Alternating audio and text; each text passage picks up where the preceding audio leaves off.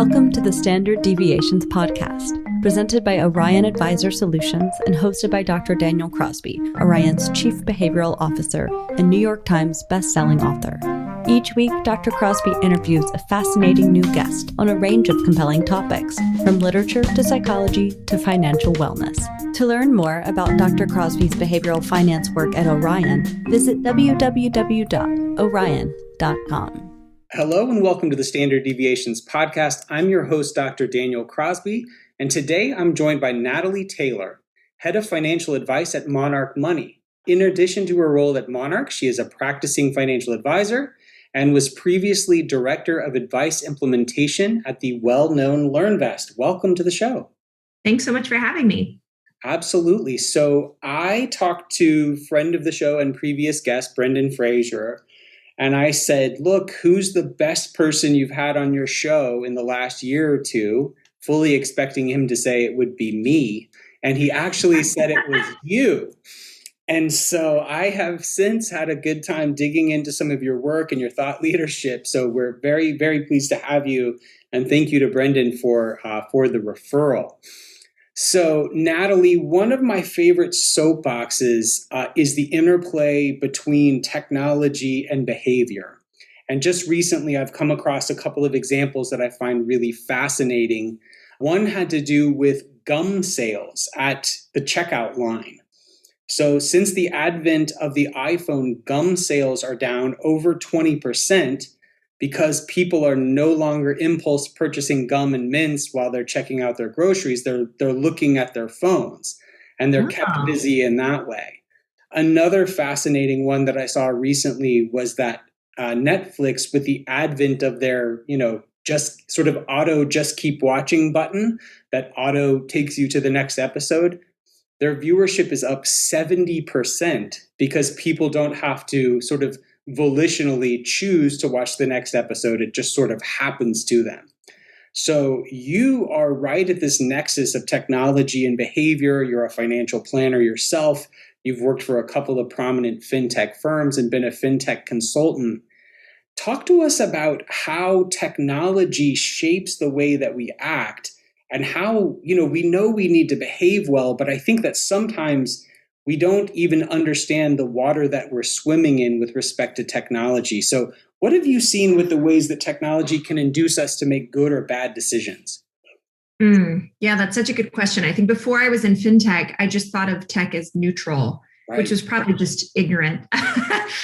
But once I got into fintech and got to design experiences with phenomenal teams of how people experience information digitally, it really opened my eyes to quite a few things. And because financial planning is what I care about, and it's sort of my missional work in that space, I've definitely seen some ways that information can be presented that creates different behaviors. I would say one of those is when we think about investor behavior, which I know is a specialty of yours. I think very simple things like if we show a decline in percentage versus dollars, you log in and you see that you lost, $10,000 today. That feels like a lot. If you log in and you see that you lost 0.5% today, that doesn't feel like as much.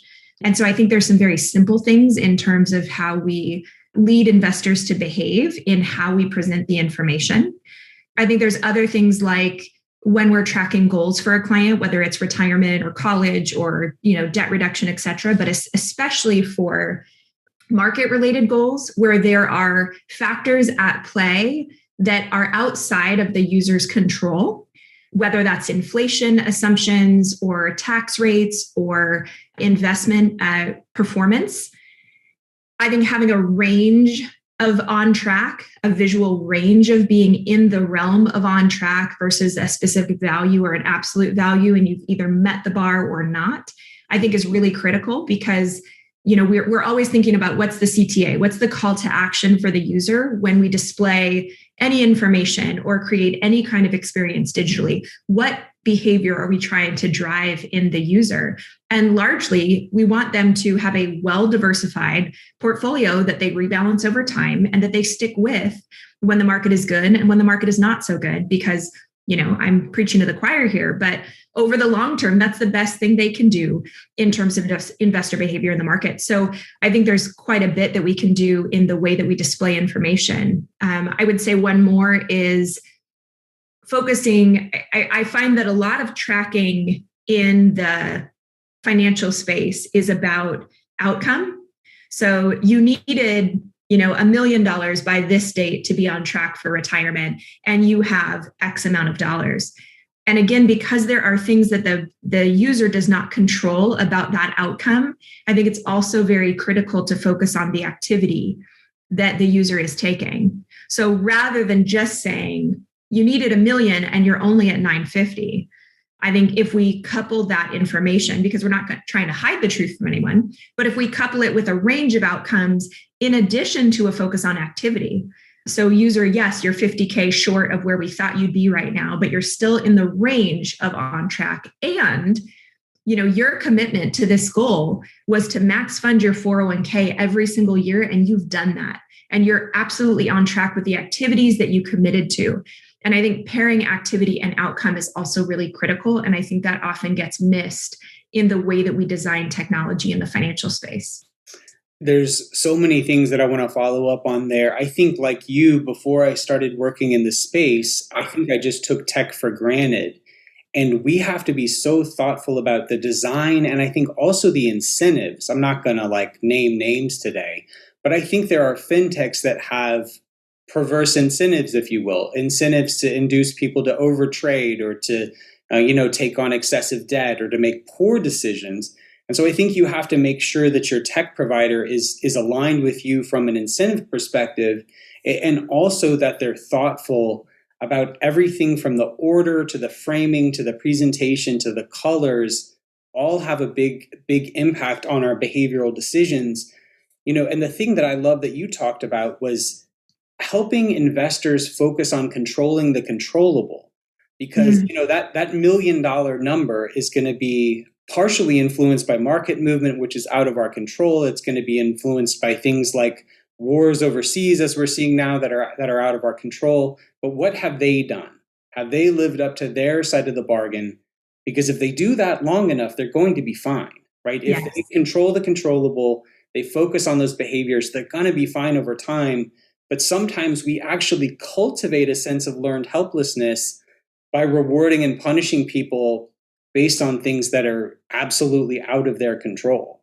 Yes. And then we accidentally incentivize them to take control in the wrong areas. Yes. Exactly. Like, I need to make a trade. I need to pull back. I need to invest. I need to sell. I need to buy. When most of the time, that's not actually the place where they should be exerting their control or their influence in their financial life. Absolutely. So I'm preaching to the converted here about the importance of behavioral coaching. You're a big believer. The people who listen to this podcast are big believers. But I want to talk about the ways that tech can facilitate things that seem sort of soft, things like connection and care and empathy. We sort of, I think about these things in a very analog way. Like, this is human to human. This is old school sort of hand-to-hand combat with our clients. Is there a way that tech can facilitate all of these, call them softer considerations around connection and care and empathy for clients? It's such a good question. And I would say that, I started my career on the traditional financial advisor, financial planner, private practice route. And then I took a hard pivot into fintech for many years. And now I spend half of my time in each world.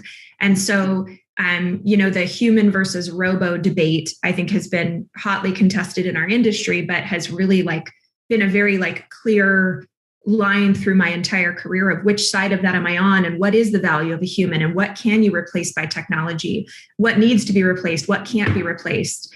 So I think it's a really important question. And I think the ways that tech can help with the behavioral coaching piece, I think there's the very clear time savings, right? Can we use tech in our practices to make us more efficient, to give us more time with clients, to be thinking about clients, to be communicating with clients and connecting with clients? I think that's sort of an obvious one. I think tech taking care of the quantitative so that we can focus on the qualitative, is relevant here. I think that are some assessments, and there's more and more. I'm almost overwhelmed by all of the options that exist now, but ways that tech can help us do assessments for clients, especially over time, to understand and to deepen our understanding of where our clients stand behaviorally and where we can most impact them from that perspective. So I think that is very helpful. And then I think there's, it's interesting to kind of look outside of our industry and say, where is behavioral coaching being magnified by technology? And I think Noom, the weight loss app, is an interesting example. They're trying to not just change the way that people eat, but how they think about food. And I think that, similarly in our industry, we can use tech to influence the way that people perceive their money and their financial decisions.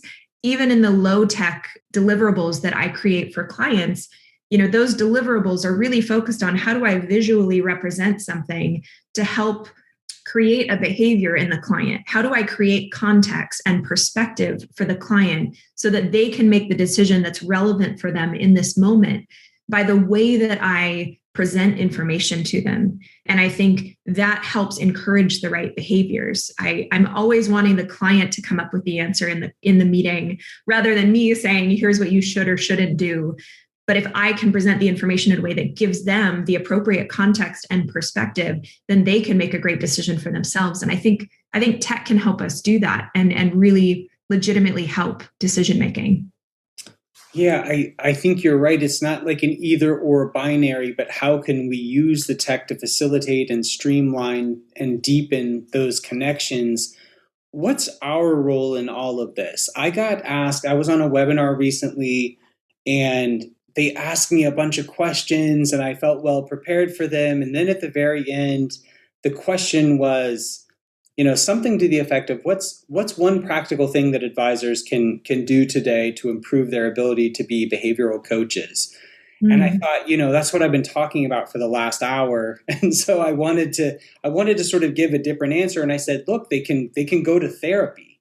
One of the things that I think advisors can do is go to therapy and work on themselves. So when you think about us as advisors or practitioners, what is the role of self-care, self-work, introspection in us being good behavioral coaches for our clients? Yeah, I think there's a really important role to play in terms of self-work and introspection. I think just like therapists need their own therapists, I think it's important for us as behavioral coaches and in the role that we play in being a thought partner for clients, that we are in a good space and that we can manage ourselves so that we can truly be present for clients. I think in the early part of my career, I spent so much time, I was 23, I looked about 14 when I started, and I couldn't wait to turn 30, because I just wanted to tell clients I was in my 30s. Now I'm in my 40s and I'm like, well, but I think that my preoccupation with proving that I knew what I was talking about really hindered my ability to be present with clients. And so it was in my own personal growth and professional growth, getting to a place where I felt comfortable and confident and can bring the right presence, both in gravitas, I would say, but also in actual presence to receive what the client was saying, to hear what they were communicating to me, even if it wasn't in the words that they were choosing, in their silences. I was not able to be present enough in my early career to be able to do that work. And I think that there's so much value that I create for clients in being able to hear those things or ask the right follow-up question. The initial questions are almost never as impactful as the follow-up question. So I think it makes a big difference. And I think it, in doing work on myself, has fundamentally helped me shift my perspective in seeing the client as the hero, and for me to stop being the hero, that I'm not trying to prove my worth to the client. I'm not trying to prove that I'm their hero. I want to lift them up and help them feel great about the decisions that they're making. I want to be a thought partner for them so that they can feel comfortable and confident. And I think because of the work that I've done on myself has become so much less about me and more about them. And I think that's one of the things that makes the experience powerful for clients. And I don't know that I could have gotten there without doing the work on myself. When you talk about this transition from, thinking you needed to be the hero to understanding that they needed to be the hero of the story and take a more active role in it, when you had these realizations about perhaps being overly formal or talking too much or whatever it was, what was the catalyst that spurred that? Because I'm curious what brought about that insight, because we know that sometimes we can be bias blind. We can be blind to the ways that we come across. What prompted that change or that self-work on your part? I think a lot of it was the way that my career has unfolded. Looking back, it may seem like it was a strategic path, but it really wasn't. I was doing the best work that I could find that was most meaningful to me at every moment. So in that way, I suppose it was strategic, but it was almost an accident that I ended up in fintech. In being in fintech and joining LearnVest, one of the early roles that I had was to manage the brand voice for the RIA. And what that meant was helping to train our team of what grew to be 40 plus advisors in how they communicate with clients, with their clients. How do you connect via phone? We didn't even do video meetings. We were just on phone calls with our clients. And I listened to, I'm going to say 120, maybe 150 hours of client advisor calls, and then provided coaching to all of our advisors there. And I think in doing that work and having to dissect, how do I communicate what works and what doesn't about it and why? And when I could take myself out of the advisor seat and listen to the advisor client experience, I could really hear for myself, this client doesn't need to understand how Roth conversions work at this moment. This client needs this other follow-up question that's about where they are in a different way. But when we're so focused on what do we do as a financial planner, how do I prove my value, we can't get there. And so I think that helped me get a lot of the perspective. And then I got to have this sort of beautiful hiatus between my first 7 or 8 years in private practice working directly with clients, went into fintech for several years, and then 2 years ago, re-entered private practice. And I think being able to recognize the shift in how I felt about client relationships, how I approached client relationships, how I conducted those conversations has helped me further understand what's changed and kind of realize why that's changed. I worked for a bank in Canada for one summer as part of a very focused project. And they had 5 or 6 effectively social worker types on staff. The advisors recorded every single one of their client interactions. And these coaches would at random pick an interaction and break it down the same way an athlete breaks down game tape. And they learned so much, and the advisors learned so much, and it was just able to slow down that process, look at it from a new angle. And I think you talked about being in a new seat. I think that's one of the reasons why I recommended therapy. There's a power imbalance anytime, an advisor sits down with his or her clients. You have a power advantage. You're the knowledgeable one. They're in your office, etc. It's interesting to have the shoe be on the other foot and for you to have some empathy for what it's like to be the one being asked the hard questions, to be the one being asked to introspect and talk about difficult things. I think all of those things, however advisors can find a way to look at their advice giving in a new seat, from a new angle, I think it's a powerful step. Oh, absolutely. I think it makes a huge difference to free yourself from the perspective that you automatically put on, you subconsciously put on by being in the advisor seat. It's tremendous. And, in my own practice, Cindy Hall, who's another lead advisor with my practice, she served clients in her past. She led a team of financial planners in her past. She's very experienced, but for the last 2 years, she hasn't worked directly with clients. And just at the beginning of this year, she's become a lead advisor with my practice. And it's been beautiful getting to sit in on her meetings and to discuss with her afterwards, how was the client feeling in this moment? And what do you think they needed? And sometimes that's financial stuff, and sometimes it's human stuff. And a lot of times it's just all muddled together. But it is just such a gift to be outside of that seat and to gain perspective from someone who is observing. And, I've had moments when I've gotten that. I got a ton of mentorship in my first 7 years. And that was such a gift to have somebody speaking into my life that way. Yeah, it's a great piece of advice to have partner meetings with other folks in your practice, to see how they go about it, and to leave yourselves enough time to have that breakdown, to talk about what went well, what went poorly, and what you could do differently. So in preparing for a presentation recently, I came across a meta-analysis of the value that advisors add. And it was done by Merrill Lynch about 5 years ago, and they looked at 8 or 9 different things that an advisor does, and then they shared every piece of research on the value added by it. So each of these things, something like tax management would have 5, 6, 7 different studies with the varying estimates of how much value tax management added. So I looked at these things and I broke them down into what we'll call sort of, old school meat and potatoes financial stuff versus the new school behavioral stuff. And what stuck out to me is, first of all, that advisors are adding a ton of value generally, broadly, right? There's a ton of value in all this work, but the value added by the old school blocking and tackling was on the order of 35 to 60 basis points per item, right? So 35 basis points on average for something like asset allocation, which is very central to what an advisor does, of course. But then if you looked at the behavioral pieces, it gets gaudy. The numbers get much bigger. You've got client assessment at 65 basis points, sort of before that first meeting. Behavioral coaching, 244 basis points. Goal optimization, which I don't think many people think about much at all, at 89 basis points.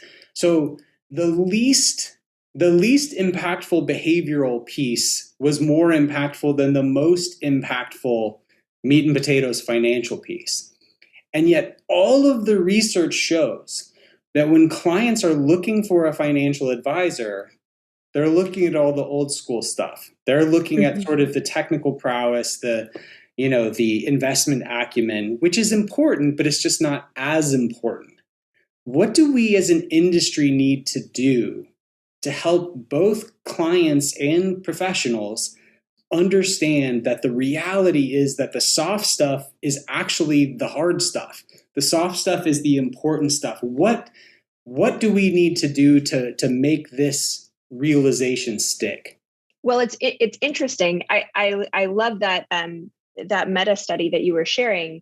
It's interesting because it's all framed in basis points, right? So that would say, typically we think of basis points as either cost or benefit based on a portfolio value, right? So even the way that the subject is phrased, even though the way the study is phrased in a way that says, how much added value do I add to your portfolio? Yeah. What's doing these things? What's this empathy going to do for my bottom line? Yeah. Right. And so does AUM pricing, right? That's about what? That's about your portfolio. So I think we've trained clients to believe that that's where the value is. And they've picked up on it, that's where the value is. So I don't think it's their fault. I think it's ours. Even in this study framing that the benefit is bips on a portfolio. I was just meeting with a potential client this morning and they said, I want to be honest with you. We have very little interest in managerial money outside of Vanguard. We've got well-diversified, low-cost index funds there.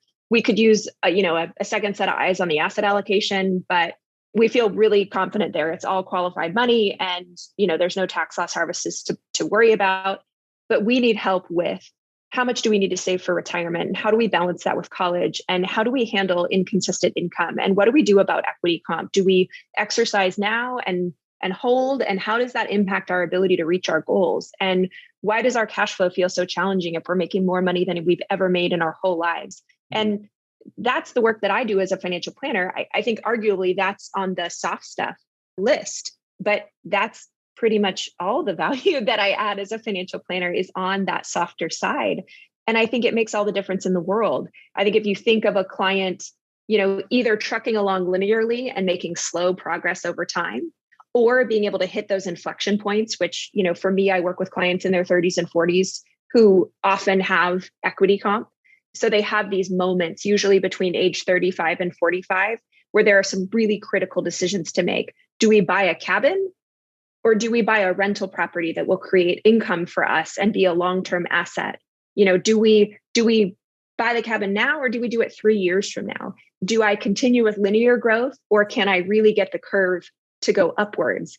And these critical moments and the decision-making that happens when that equity comp comes to fruition, those are the moments that are worth all the money for the client.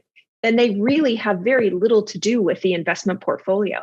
It's about the supporting them in and being a thought partner in those critical decision moments.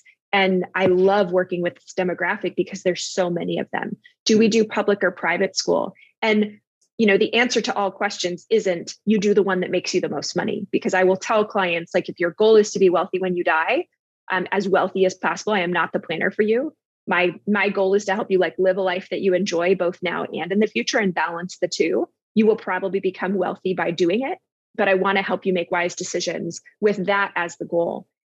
So, it's interesting, even trying to think about old school versus new school, because I'm so very much in this sort of new school space that's where the value is, period. I don't think of it as soft. I think of it as that's what a real financial planner does.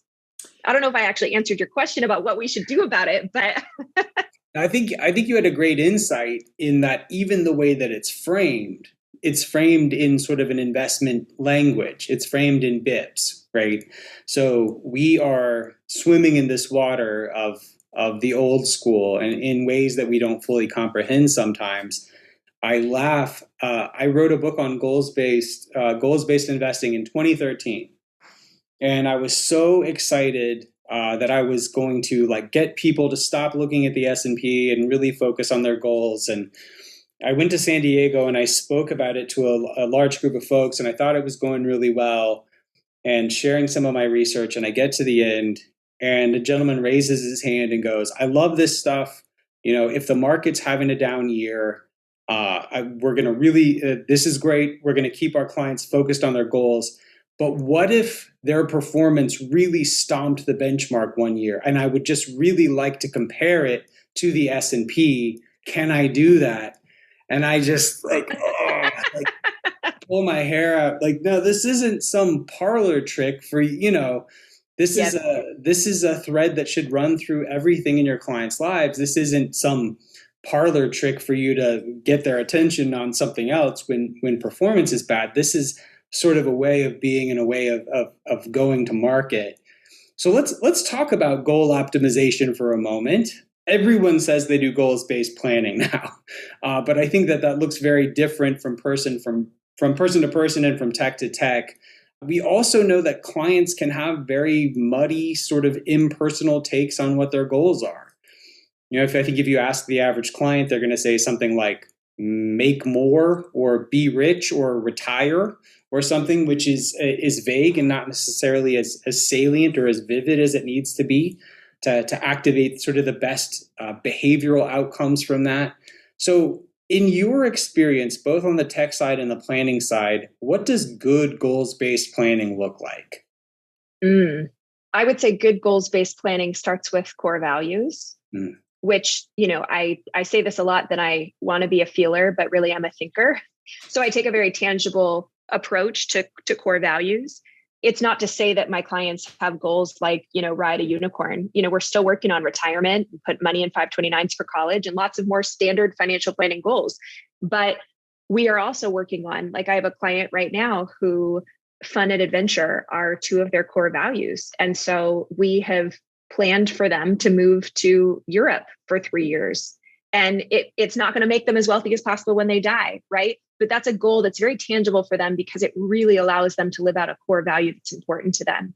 I would say on a personal level, my husband and I use this as well. And although we didn't plan for my husband to leave his job last month, because we know what our core values are, our financial decisions are more driven by those than what our goals are. So he was able to leave his job. He has no plans for what's next. I'll carry the fam for as long as I need to so that he can figure out what meaningful work looks like to him in the next season, because meaningful work is one of our core values. Mm-hmm. And I got the same gift from him a few years ago when I left LearnVest. I didn't know how to pursue meaningful work. I knew what was meaningful to me, but I didn't know what it looked like. Do I work at a fintech company? Do I open a practice? Do I consult? What does it look like for me to use the skill set that I've put together to most positively impact as many people as possible? And I got the freedom and space to rebuild my career from that point. And now, I mean, I will do this forever. I love it so much. So I think that core values are a really important missing piece in a very tangible way. When a client says meaningful work is important, like, you got to double click on that. What does meaningful work mean to you? Does it mean your team? Does it mean the mission of the company? Does it mean your role at the company?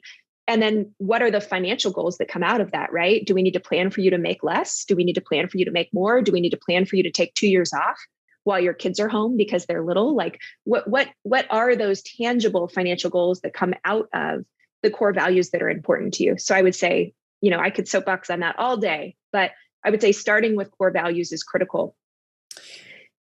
I think we often jump straight to goals where it should really go values lead to goals, which then lead to specific behaviors, right? So what are your core values?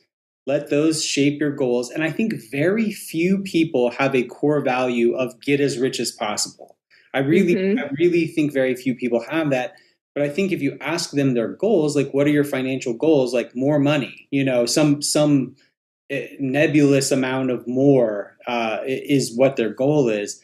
But if you ask about core values, I think you're going to get more meaningful answers around goals, which are going to lead you to the specific behaviors. I think oftentimes we don't start at the root. We kind of jump straight to the behaviors, like save 10% of your money. Like, why?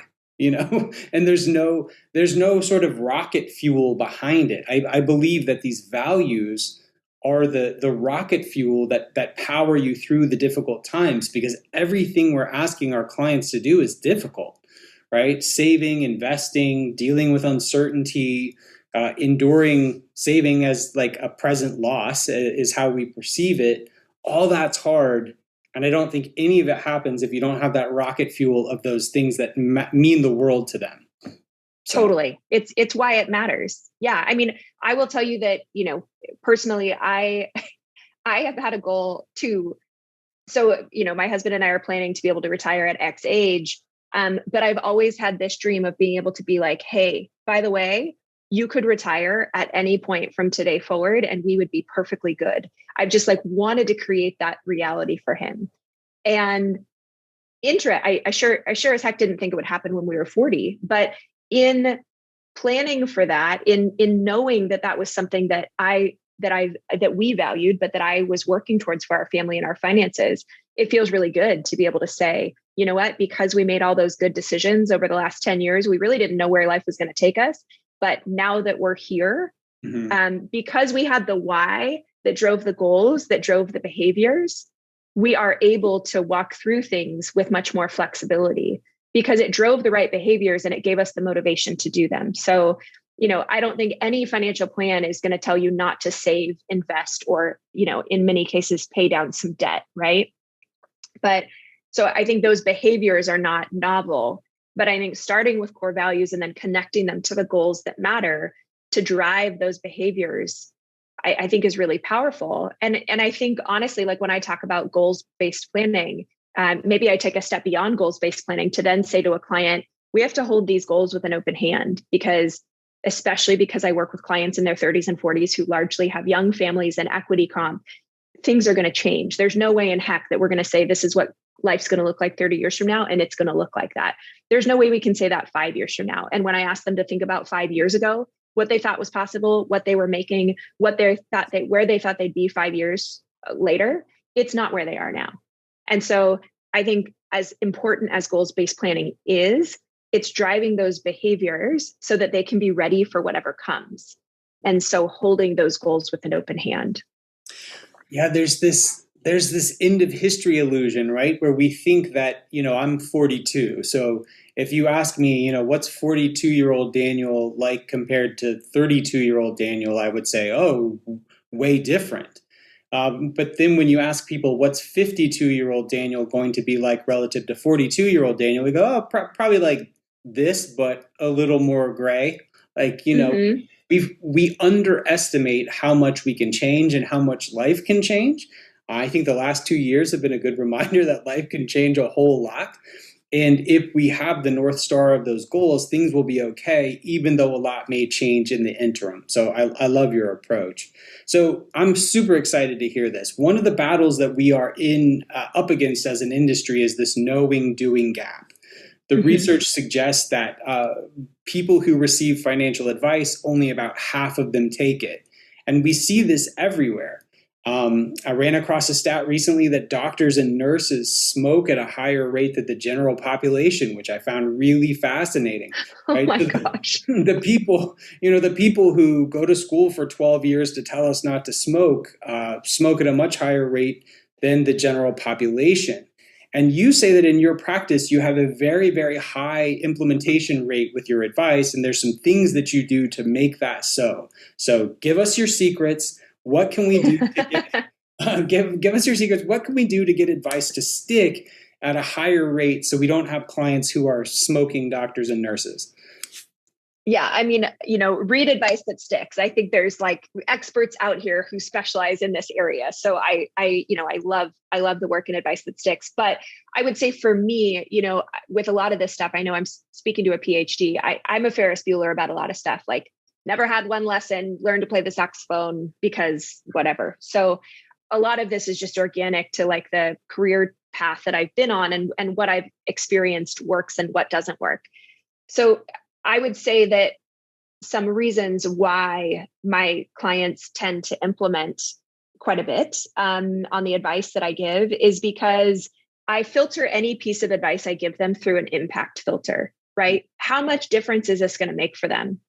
Is it going to make a lot of difference, or is it just going to have a little impact? Because if it's going to have a little impact, maybe we'll get to that in year 3 or 4 or 5 when we're fine tuning, right? But I'm going to give them the most impactful things to do first.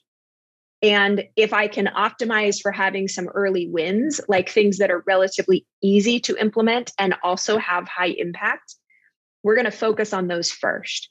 I think in fintech, I got used to thinking about, what if I only had 5 minutes with a user, with a client? What if I only could show them one thing in a digital interface? What would have the most impact for them? And getting outside of this like luxury of comprehensive financial planning. And I think that really led me to this place of prioritizing impact and ease of implementation as 2 primary factors for the advice that I give. And so I think that's a piece of it. I think another piece of it is that I am a thought partner with my clients.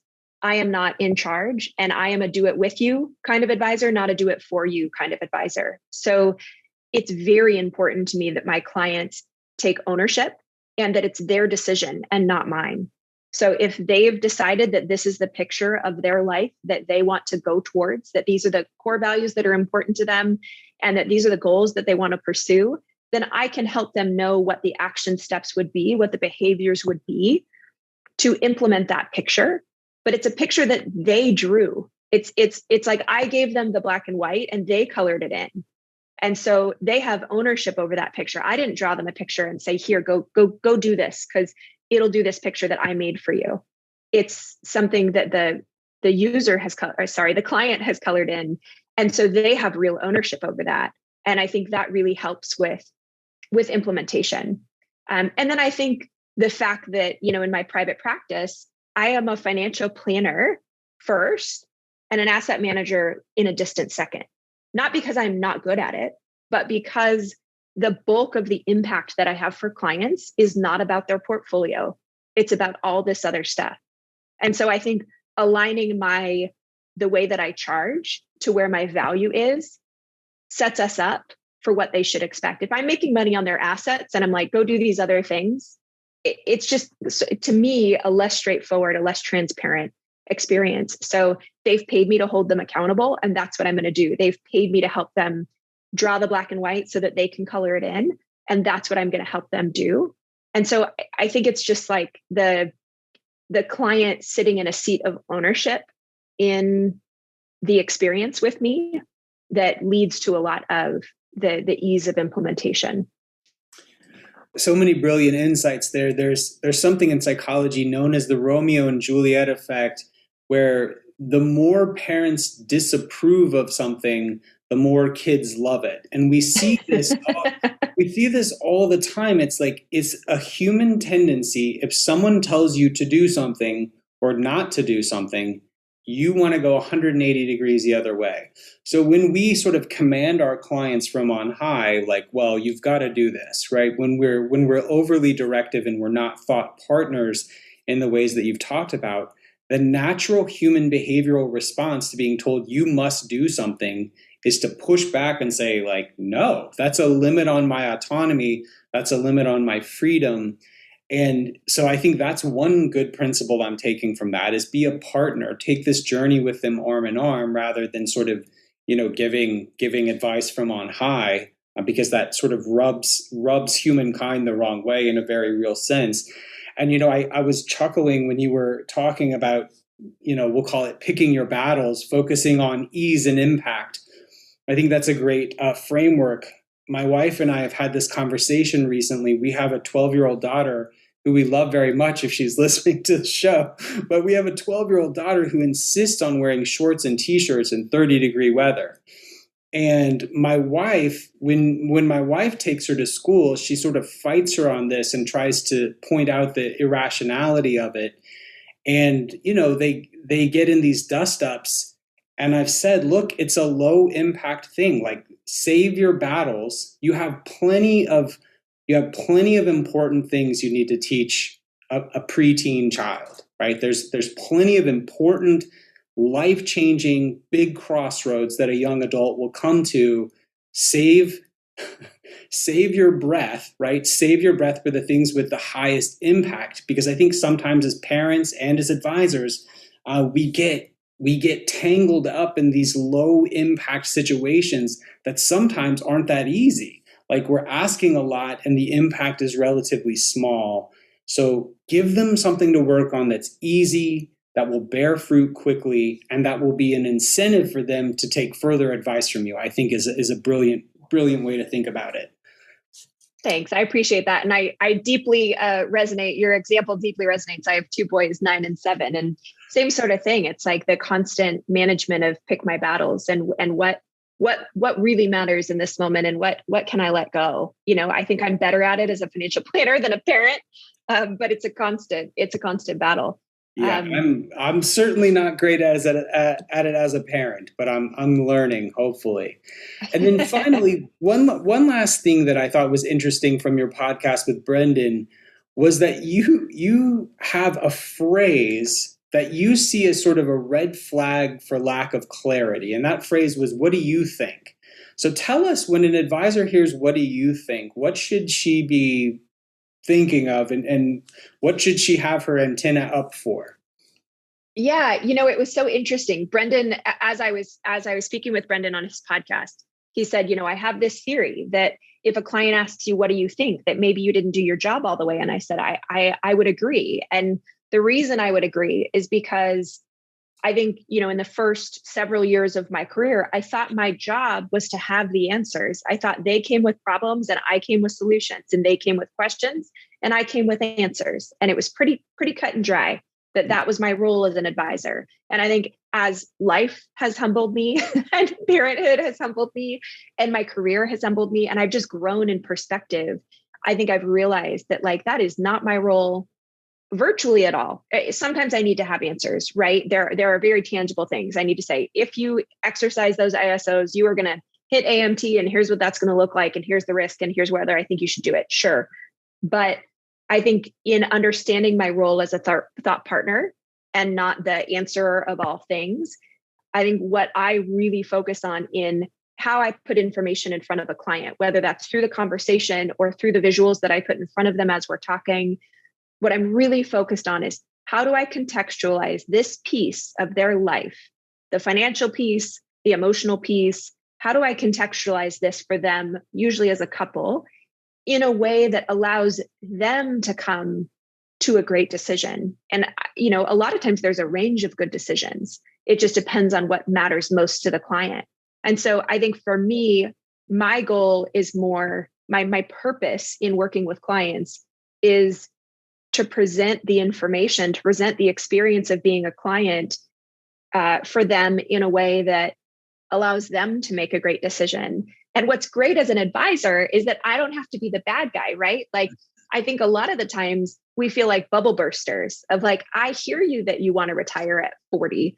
That is super not possible. So I don't have to burst bubbles because I can share the information in a way that they can come to their own conclusions and say, gosh, when I see what it would take to actually achieve that, that's not important to me enough to do what it would take to get there. But this other one feels really good. So let's do that. And then it's them making the decision. There are times when a client does ask me, what do you think? And I will tell them. And there are times when a client will ask, what have you done in your own financial life? And I will tell them. But I generally don't share virtually anything about me and my finances, not because I'm trying to hide it, but because I really want the focus to be on the client and what's right for them. And I don't want them to compare their decisions to mine. And, I want the whole experience to be about them. But yeah, they ask me, what do you think? Very seldomly, because I think I've curated an experience that allows them to come to the right conclusions for them through the process. Well, you've set forth a vision for technology and financial planning that is client-centric, that is cooperative, that I think is holistic. And I hope that people will take some of your advice. I think there's some real subtle psychological sophistication in a lot of these things that you've sort of stumbled upon organically and in the process of just trying to hone your craft. And I think there's a lot of great nuggets today. If folks want more of these nuggets, if they want to follow you online, they want to learn more about you and your thinking and your practice, where can we find you? Thank you. And thank you for your kind words. I very much respect your work. And I am very much a Ferris Bueller about all of this stuff, that I'm happy to share the experience that I've gone through and the conclusions and the insights that I've come to. But that feedback means a lot. So thank you.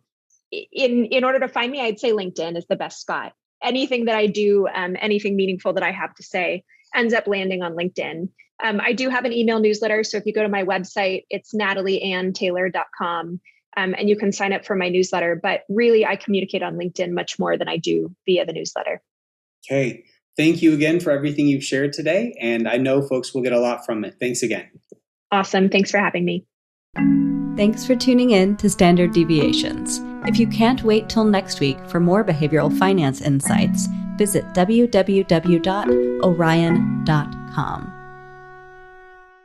All opinions expressed by Dr. Daniel Crosby and podcast guests are solely their own opinions and do not reflect the opinion of or endorsement by Orion and its affiliates, subsidiaries, and employees.